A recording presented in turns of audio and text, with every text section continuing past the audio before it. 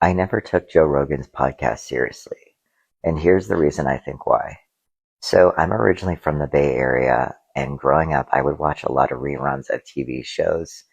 My parents worked a lot. They were both workaholics, and they both worked 6 to 7 days a week. So really, I would consider myself a grandma's boy more than anything because I spent more actual time with my grandma than both of my parents. Anyway, I watched a lot of Joe Rogan growing up, way before the podcast.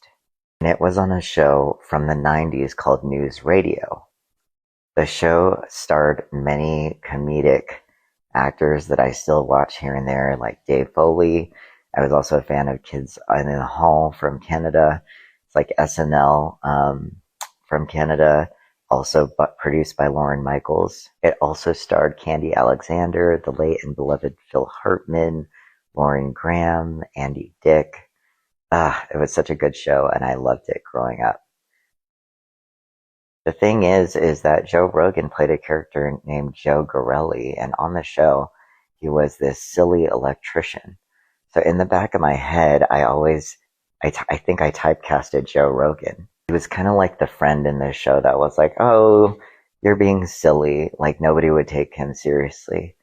And he was just the silly electrician who worked on the floor. And I had probably had no business watching that show at that age, but it was, I think either after The Simpsons in the Bay Area, Channel 12 or something, and before Frasier. And, I just love the show. Oh my gosh. I kind of want to rewatch News Radio, but because of that, I think subconsciously I typecasted Joe Rogan because I always think of his character, Joe Gorelli. It was a hilarious show. It actually made me want to work at a radio station at some point in my life.